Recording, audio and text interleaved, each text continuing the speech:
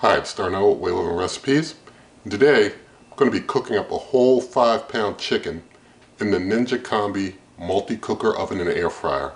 And we'll see how it does with that. And let's get cooking right now. Okay, so here is the 5-pound chicken. I've got 1 cup of water here I want to put into the pan, and inside of the pan I've got the crisper rack there, so just pouring my cup of water in there fully. So going to close that up there. I will mention that I had some oatmeal where I forgot to put butter in and things bubbled up and spilled over, so you might see a little residue on the bottom there, but that was my mistake in a cook I was doing here privately. But basically for this chicken, very simple prep here. Just using some extra light olive oil. Do not confuse extra light with extra virgin or regular olive oil. Extra light olive oil is basically refined to have a much higher smoke point than other types of olive oils. So, and it doesn't taint the flavor at all either. So I'm just sprinkling, and I'm using lemon pepper seasoning for this cook, and just lemon pepper because not everyone having this chicken can handle the spice, so not using some of the others. So just doing lemon pepper. I'm going to go ahead and do the same treatment on this side of oiling and then seasoning. Not going to sorry, seasoning's kind of getting into my lungs a little bit there as I sprinkled it on. But I'm not going to truss the chicken at all, was what I want to say. Just going to let it hang out untrussed, not wrapped up at all.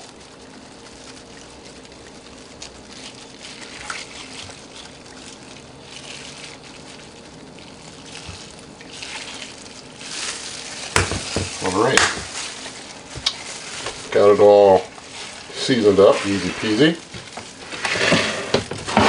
Basically just take the chicken, set it right there like that. Alright, now that I've got it in, you can see, 5 pounds barely fits in there. I mean, barely. It's right up there almost in the heating element, but we're going to go with that. This hand didn't touch any chicken, so it's clean. Turning the cooker on, flipping the switcher over there to the Combi Cook setting, going down to a Combi Crisp is what we're going to do. We're going to do 400 degrees Fahrenheit. The manual mentions using an hour. The manual mentions 35 minutes to 40 minutes on Combi Crisp. Sorry. Manual mentions 35 minutes to 40 minutes on Combi Crisp. So I'm going to set it to an hour just so I have an even amount of time to count down from.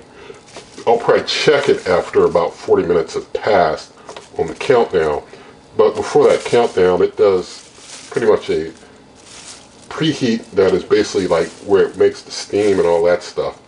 But I'm going to go ahead and hit start now, and we'll let things go ahead and run.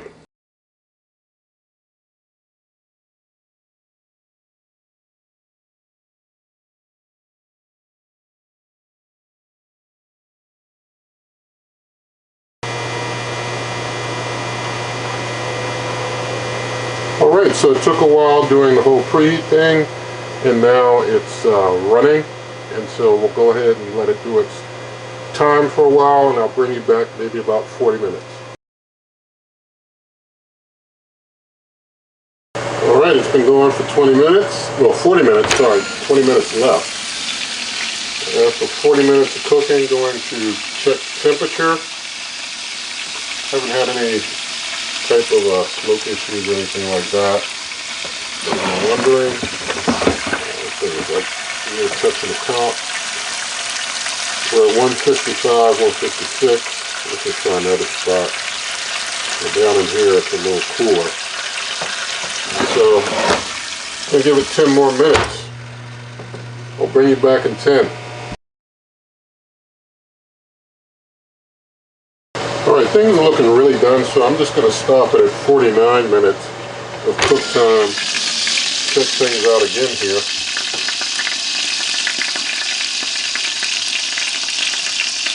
I think at this point it's steaming in its own juices. 170 something there. 160, upper 160s there. 190s there. And the side, and the 170s. So we are done all over. So I'm going to take the cutting board here, put that under there. Try to use my tongs to get it on out. Get the tongue in there good. There you go. Get a sizzle in there. We'll close up.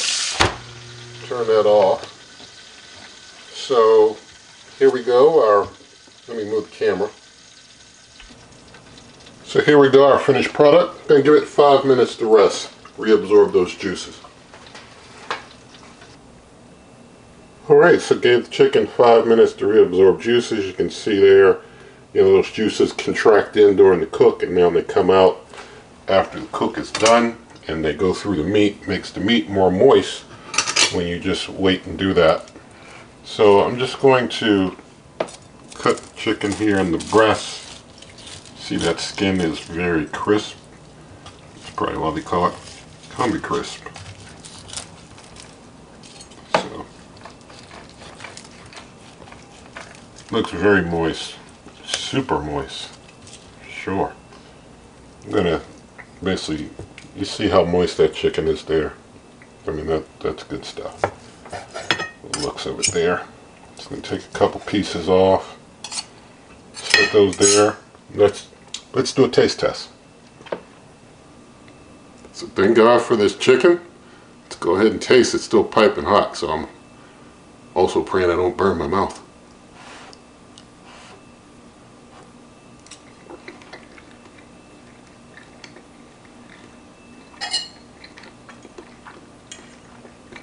Getting that little piece of skin. I'm going to have this other piece too.